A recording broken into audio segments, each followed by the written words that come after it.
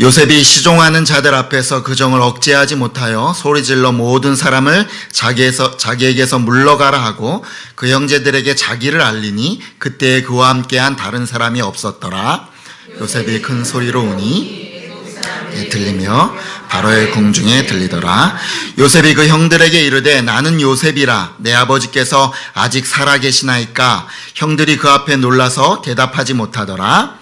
요셉이 형들에게 이르되 내게서 가까이 오소서. 그들이 가까이 가니 이르되 나는 당신들의 아우 요셉이니 당신들이 애굽의 판자라.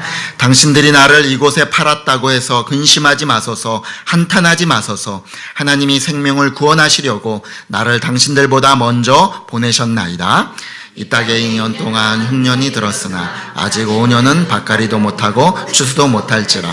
하나님이 큰 구원으로 당신들의 생명을 보존하고 당신들의 후손을 세상에 두시려고 나를 당신들보다 먼저 보내셨나니 그런즉 나를 이리로 보낸 이는 당신들이 아니요 하나님이시라. 하나님이 나를 바로에게 아버지로 삼으시고 그 온 집의 주로 삼으시며 애굽 온 땅의 통치자로 삼으셨나이다. 아멘.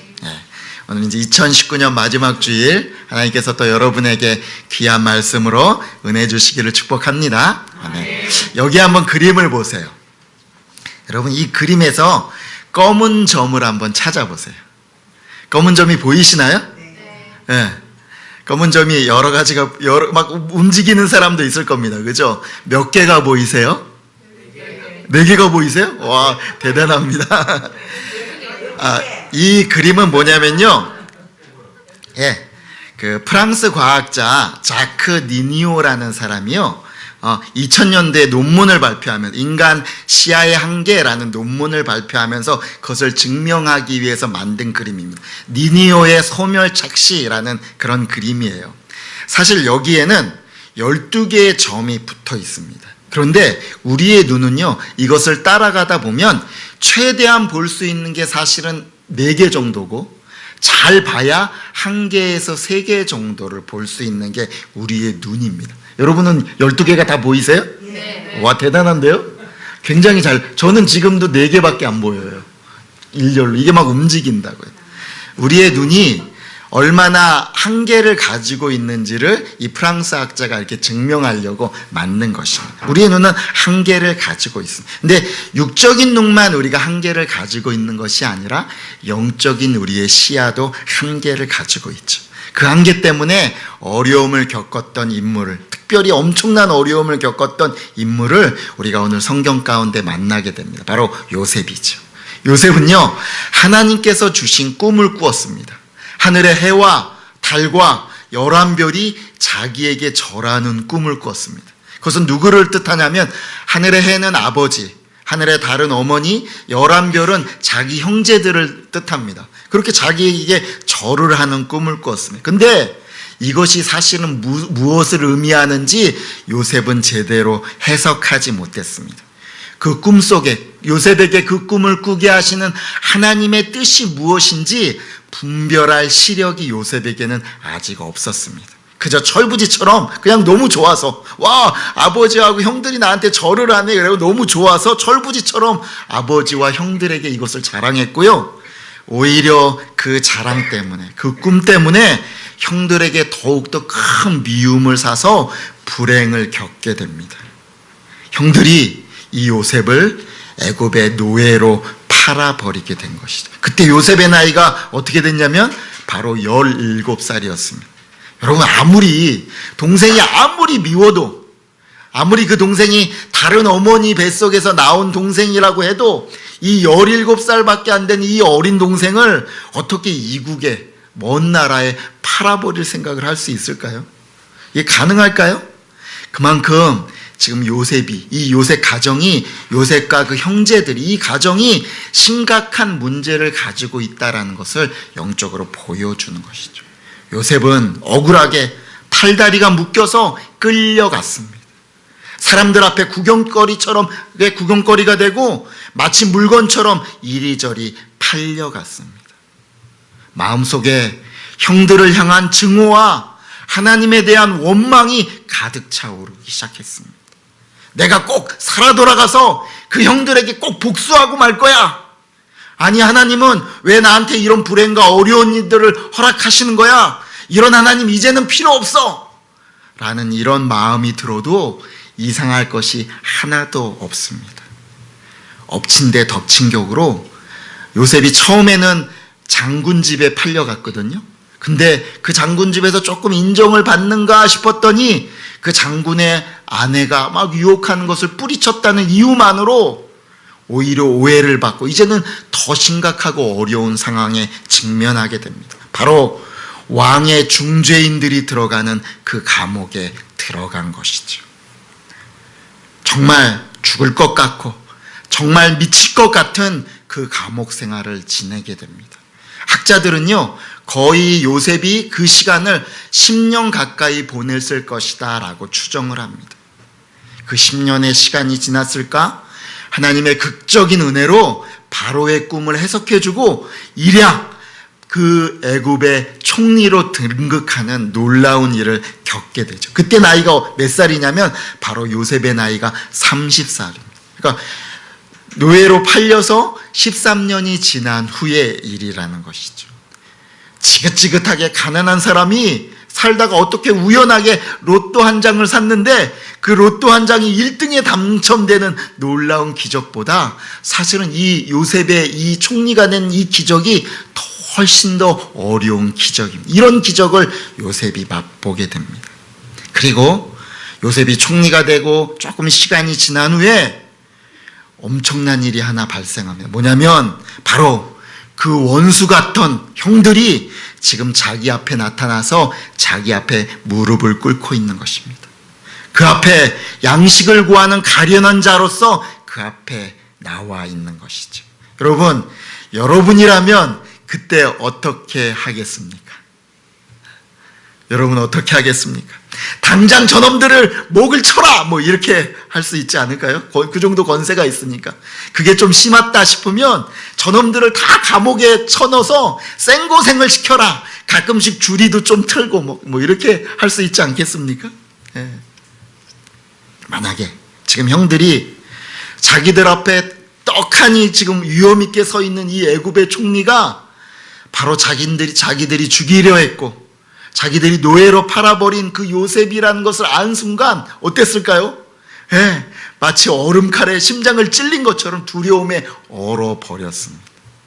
그런데 요셉은요, 이 형들에게 보복하지 않습니다. 그리고 그 두려움 속에 있는 형들에게 요셉이 이렇게 말하고 있습니다. 우리 45장 5절에서 7절 말씀 같이 읽겠습니다. 당신들이 나를 이곳에 팔았다고 해서 근심하지 마소서, 한탄하지 마소서. 하나님이 생명을 구원하시려고 나를 당신들보다 먼저 보내셨나이다. 이 땅에 2년 동안 흉년이 들었으나 아직 5년은 밭갈이도 못하고 추수도 못할지라. 하나님이 큰 구원으로 당신들의 생명을 보존하고 당신들의 후손을 세상에 두시려고 나를 당신들보다 먼저 보내셨나니. 이렇게 형들에게 말하고는요, 요셉이 그 형들과 아버지를 이 엄청난 기근 속에서 구하려고 애굽으로 데려고 올 계획을 세우는 요셉을 우리가 보게 된다는 거죠. 여러분, 왜 이럴까요? 요셉은 사람이 아니라 천사일까요? 아니면 요셉의 마음이 너무너무 여린 걸까요? 아니면 하나님이 너무나 무서워서 보복할 그런 생각을 하지 못하는 것일까요?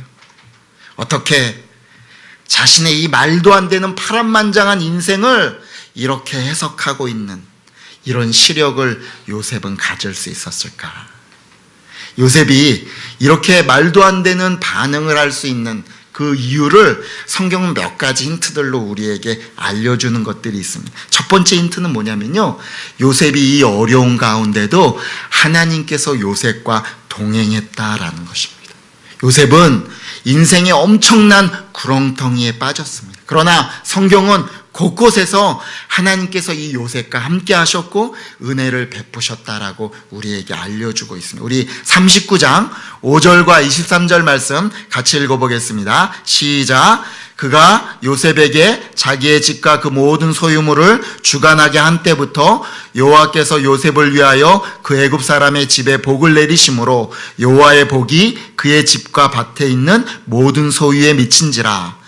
간수장은 그의 손에 맡긴 것을 무엇인지 살펴보지 아니하였으니 이는 여호와께서 요셉과 함께 하심이라. 여호와께서 그를 범사에 형통하게 하셨더라. 어려움과 고난 가운데서도 여러분, 하나님의 손길과 은혜를 경험하는 인생은요, 그 안에 소망이 있습니다. 어려움과 고난이 똑같이 당기지만 그 안에서 하나님이 인도하시는 은혜를 경험하는 인생은요, 소망이 있습니다. 왜냐하면 그냥 낙심과 낭망에 빠져 있지 않기 때문입니다. 여러분에게도 하나님의 이런 은혜와 하나님의 돌보심이 함께 하시기를 주의 이름으로 축복합니다. 아멘. 두 번째로, 요셉이 어떻게 이런 반응을 할 수 있었을까라는 거 두 번째로 알 수 있는 것은 시편 105편 17절에서 19절 말씀입니다. 그가 한 사람을 앞서 보내셨으며 요셉이 종으로 팔렸도다. 그의 발은 착고에 차고 그의 몸은 쇠사슬에 매었으니 곧 여호와의 말씀이 응할 때까지 그의 말씀이 그를 단련하였도다. 시편 105편 말씀은요, 요셉의 이 노예 생활을 이렇게 해석하고 있습니다. 여호와의 말씀이 그를 단련하였다라고. 여기 단련하였다라고 하는 이 말의 뜻은요, 사실은 금과 은을 재련할 때, 불순물을 빼고 아주 순금과 순은을 재련할 때 쓰는 단어가 바로 이 단어입니다. 하나님께서 이 아픔과 외로움들의 시간들을 통해서 요셉을 더 성숙하고 아름다운 성품으로 단련하는 시간이었다라고 성경은 우리에게 말해주고 있다는 거죠. 여러분, 고난을 겪어도요, 두 가지 반응이 나타납니다. 한 가지 반응은요, 사람이 더 악해지고 더 망가지는 것입니다. 그런데 또 다른 한 가지 반응은 하나님을 그것을 통해서 만나게 되고 하나님께 더 가까이 가서 정말 인생을 새롭게 배우는 그런 사람으로 바뀐다는 것이죠.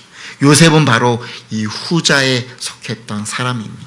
또 요셉의 이런 엄청난 반응은 어떻게 해설할 수 있냐면 바로 자기 자식들의 이름을 통해서 알게 된다는 거죠. 창세기 41장 51절에서 52절에 요셉이 자기 아들들의 이름을 이렇게 짓고 있습니다. 41장 51절과 52절, 요셉이 그의 장남의 이름을 므낫세라 하였으니 하나님이 내게 내 모든 고난과 내 아버지의 온 지비를 잃어버리게 하셨다 하미요, 차남의 이름은 에브라임이라 하였으니 하나님이 나를 내가 수고한 땅에서 번성하게 하셨다 함이었더라. 하나님께서 요셉을 애굽의 총리로 세웁니다. 그리고 아주 아리따운 여인을 맞아서 결혼을 하게 됩니다. 그리고 나서 두 아들을 낳게 됐는데 이 두 아들의 이름을 므낫세와 에브라임이라고 이름을 짓게 됩니다. 므낫세라는 이름은 무슨 뜻이냐면 잊어버리다라는 뜻입니다.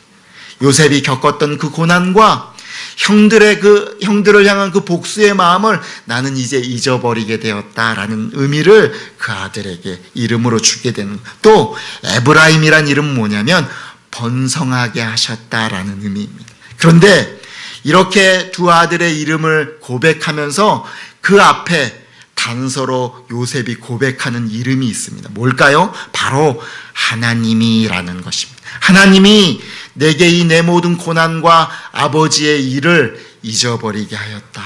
또 하나님이 내가 수고한 땅에서 번성하게 하셨다라고 하면서 하나님을 그 안에 거론하고 있는 요셉을 보게 된다는 것이죠. 요셉은 자신의 이 고난과 또 이렇게 하나님께서 회복하게 하신 것, 지금 내게 오는 축복과 이 모든 번성들을 하나님의 관점에서 해석하고 보기 시작했다는 거죠. 제가 예전에 한번 설교 가운데 얘기한 적이 있는지 모르겠어요. 제가 어느 날 새벽 기도를 인도하다가요, 정말 깜짝 놀란 적이 있습니다. 성경이 하나도 안 보이는 거예요. 그래서 너무 당황했던 적이 있어요. 왜 그러냐면 그때부터 제가 노안이 오기 시작했던 겁니다. 처음에는 이게 노안인지 모르고 내 눈이 갑자기 뭐가 이상이 생겼나 그러고 굉장히 당황했던 그런 기억이 있습니다. 여러분, 노안이 올 때, 여러분 중에서도 지금 많이 이제 노안이 있으실 텐데, 노안이 올 때 우리가 겪게 되는 것들이 있습니다. 특별히 노안이 올 때 저처럼 안경 낀 분들이 겪게 되는 것이 있어요. 뭐냐면요, 이렇게 멀리 지금 이렇게 볼 때는 아무 문제가 없어요. 근데 지금처럼 이렇게 가까이 있는 성경을 보거나 또 어떤 책을 보거나 보고 중요한 거를 보게 될 때 어떻게 되는 줄 아세요? 이렇게 됩니다. 이렇게. 아니면 안경을 벗고 이렇게 봐야 되는. 그래서 이게 얼마나 성가시고 불편한지 모르겠어요. 그래, 안경 낀 분들은 다 끄덕끄덕 하십니다.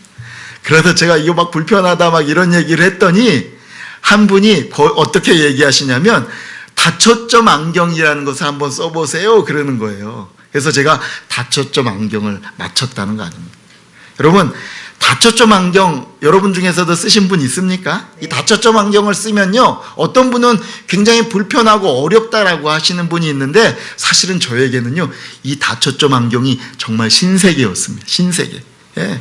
어떤 분은요, 그 안경사가 이거 안경 끼고 바로 운전하시면 안 됩니다. 어지럽습니다. 그런데 저는 이게요, 너무 적응이 잘 돼서 그날 이거 끼고 바로 운전하고 왔다는 거 아닙니까? 예. 지금도 너무 좋습니다. 뭐 위로는 위쪽 렌즈로는 멀리 있는 것을 막 자유롭게 막 보고, 아래쪽에 이 돋보기 렌즈로는 이렇게 성경도 보고 마음껏 쫙 글씨도 선명하게 볼 수 있어서 너무 좋습니다. 한마디로 와우. 와우입니다. 여러분, 우리가 신앙생활하면서 신앙이 좋다, 믿음이 좋다, 어떤 사람이 믿음이 좋다, 뭐 신앙이 좋다 하는 말을 여러 가지로 표현해 볼 수 있습니다. 근데 저는 오늘 이 요셉의 사건을 두고 한번 이렇게 표현해 보고 싶어요. 신앙이 좋다는 것은 바로 하나님의 다초점 안경을 쓰는 것이다. 신앙이 좋다는 것은 우리의 눈이 하나님의 다초점 안경을 쓰는 것이다 라고 표현해 보고 싶어요. 바로 하나님의 이 다초점 안경을 써야 하나님의 관점에서 나의 인생과 내가 또 앞으로 걸어가야 될 길과 내 지금 앞에 있는 여러 문제들을 해석할 수 있기 때문입니다. 멀리 하나님이 나를 어떻게 인도하실까라는 것을 바라보고 또 오늘 내 앞에 닥쳐있는 일들을 바라보게 되는 것이죠.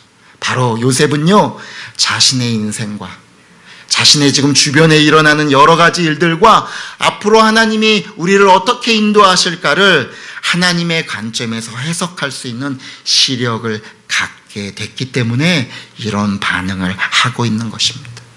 형들이 나를 미워했던 것, 그래서 나를 노예로 팔아버린 것, 또 내가 그 노예 생활과 그 옥살이에 여러 10여 년의 시간을 보낸 것, 그리고 갑자기 애굽의 총리가 되고 또 지금 이런 기근과 이 풍년의 때를 이 모든 환경들을 분명히 하나님께서 어떤 목적 가운데 이끌고 계시다라는 것을 요셉은 보게 됐다는 것이죠.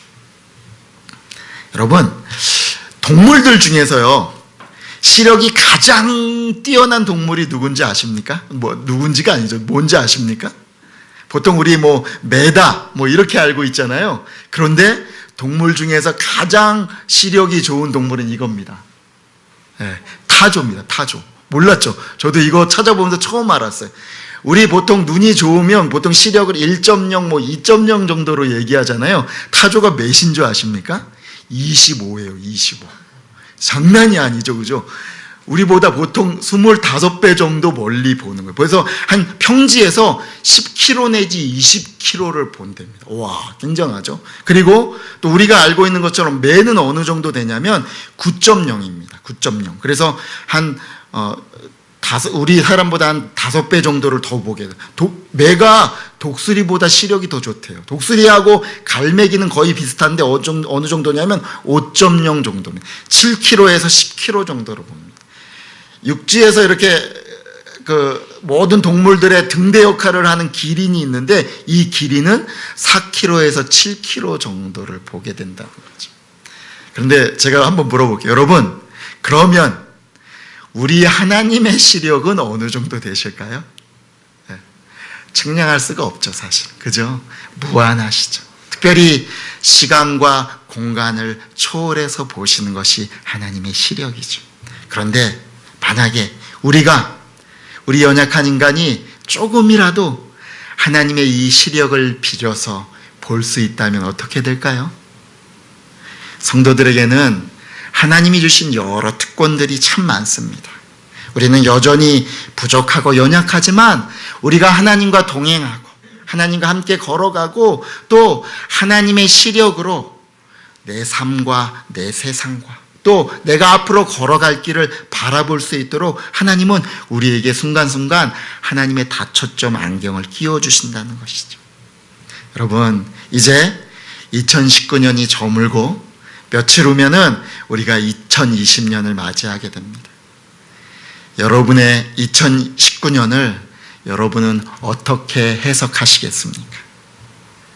하나님의 눈으로 여러분의 2019년을 해석하는 여러분 되기를 축복합니다. 하나님이 2019년 동안 여러분에게 베푸신 은혜와 사랑, 그리고 여러분을 인내하시면서 기다리신 그 은혜, 그것을 감사할 수 있는 여러분과 제가 되기를 간절히 바랍니다. 여러분, 2020년은 여러분이 무엇을 보며 걸어가야 할까요? 하나님이 주시는 이 다초점 렌즈를 끼고 하나님이 여러분에게 보게 하시는 그것들, 또 여러분이 지금 한 걸음 한 걸음 하나님 앞에서 충성하며 걸어가야 할 곳이 어디일지를 여러분이 보면서 힘차게 걸어가는 2020년이 되시기를 주의 이름으로 축복합니다. 아멘. 하나님, 제 인생을 하나님의 눈으로 정말 보기를 원합니다.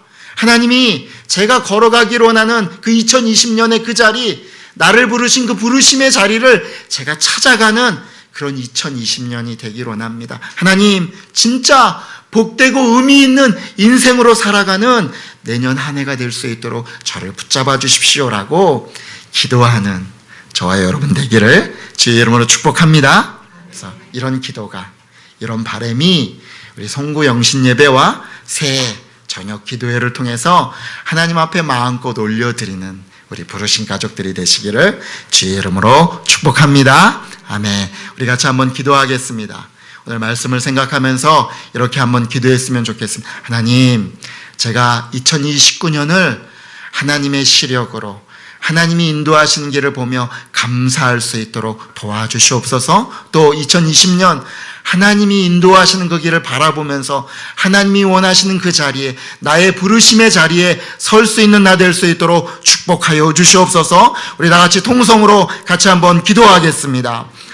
하나님 아버지, 감사합니다. 아버지 하나님, 요셉의 이 인생을 통해서 우리에게 말씀하여 주신 것 감사합니다. 우리 또한 하나님 아버지 감사합니다. 저희들에게 하나님의 다초점 안경을 껴주셔서 하나님의 눈으로, 하나님의 시력으로 저희의 인생을 바라볼 수 있도록 축복하여 주시옵소서. 이 시간에 저희가 성찬을 대합니다. 주님의 마음을 더 깊이 알고 주님의 은혜를 깨닫는 이 성찬 될 수 있도록 축복하여 주시옵소서. 예수님의 이름으로 기도드리옵나이다. 아멘. 오늘도 주님께서 우리에게 허락하신 성찬을 우리가 함께 나누려고 합니다. 이 성찬은 주님이 우리를 위해서 죽으신 그 십자가와 부활을 기억하라 라고 하시는 하나님의 명령이시고, 또한 오늘도 우리를 다시 회복시키시는 하나님의 축복인 줄 분명히 믿습니다. 우리 역시도 하나님 앞에 드려지는 믿음의 고백과 감사로 드려져야 될 성찬입니다. 이 시간에 우리 성찬을 맡기 전에 먼저 한번 믿음의 고백으로, 또 감사의 고백으로 하나님 앞에 기도하기로 합니다. 주님, 제가 주님을 기념하는, 나의 십자가를, 주님이 십자가를 기념하는 이 성찬에 참여합니다. 이 성찬이 정말 저에게 하나님의 그 은혜와 사랑을 감사하는 시간, 그 축복을 받는 시간 될 수 있도록 인도하여 주시옵소서. 우리 같이 한번 기도하겠습니다. 하나님 아버지, 저희가 주님의 피와 몸을 기념하는 성찬을 대합니다.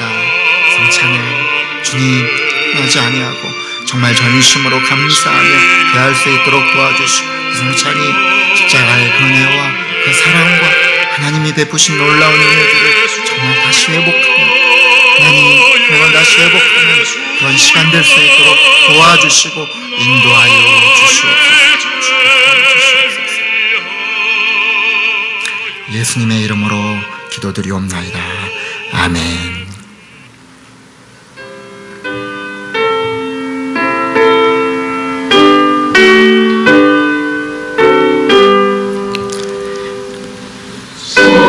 내가 너희에게 전한 것은 주께 받은 것이니 곧 주 예수께서 잡히시던 밤에 떡을 가지사 축사하시고 떼어 이르시되 이것은 너희를 위하는 내 몸이니 이것을 행하여 나를 기념하라 하시고 마지막 만찬 때 주님께서는 떡을 가지시고 이것은 너희를 위한 내 살이다 라고 하시면서 나누어 주셨습니다. 이제 제가 여러분에게 이 떡을 나누겠습니다. 떡을 받으시고 여러분 먼저 드시지 마시고 기도하고 계시다가 우리 같이 기도하고 먹도록 하겠습니다. 기도하겠습니다. 우리 교회의 몸된 머리 되신 주님, 우리를 위하여 찢으신 당신의 몸을 기념하는 이 떡을 우리가 먹습니다. 우리를 위해 주님의 모든 것을 내어주신 그 몸을, 그 은혜를 우리가 기억하게 하여 주시옵소서. 주님, 주님의 몸된 이 교회를 온전하게 세워가는 성도 될 수 있도록, 그런 지체로 한 몸 될 수 있도록 인도하여 주시옵소서.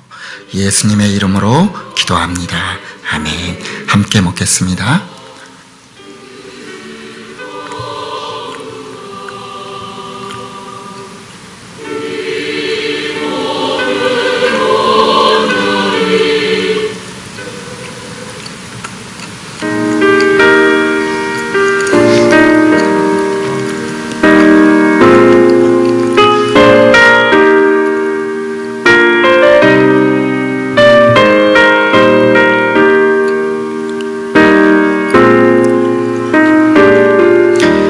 후에 또한 그와 같이 잔을 가지시고 이르시되 이 잔은 내 피로 세운 새 언약이니 이것을 행하여 마실 때마다 나를 기념하라 하셨으니, 주님은 식후에 잔을 나누시면서 이 잔은 내 피로 세운 새 언약이다라고 말씀하시면서 나누어 주셨습니다. 이제 주님의 잔을 나누겠습니다. 아까처럼 잔을 받으시고 기다리시다가 기도하고 함께 먹도록 하겠습니다.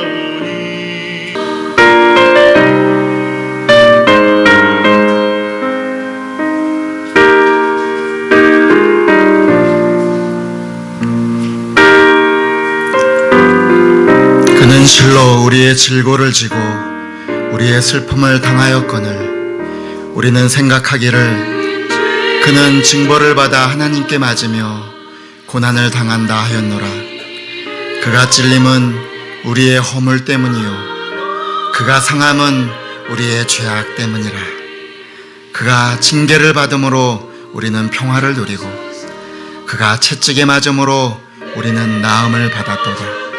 우리는 다 양 같아서 그릇 행하여 각기 제 길로 갔거늘 여호와께서는 우리 모두의 죄악을 그에게 담당시키셨도다.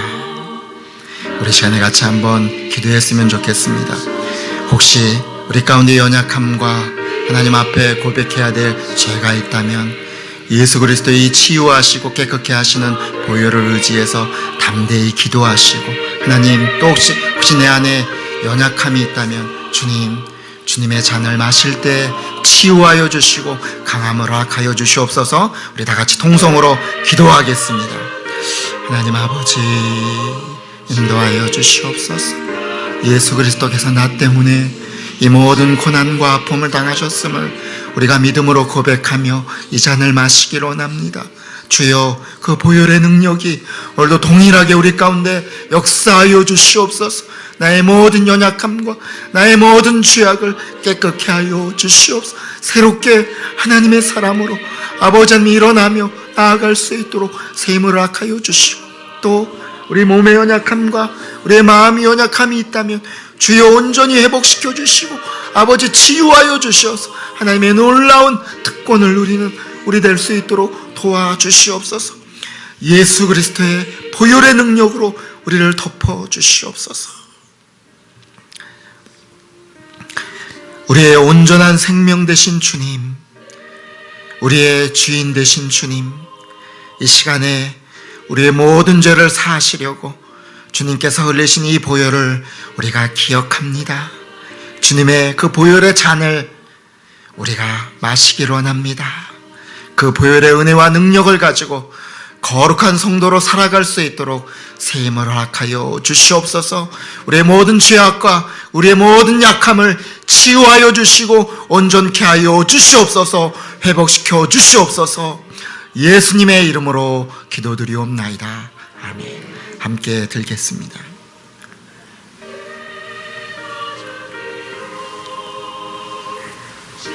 다 같이 자리에서 일어나셔서 320장 힘차게 찬양하겠습니다.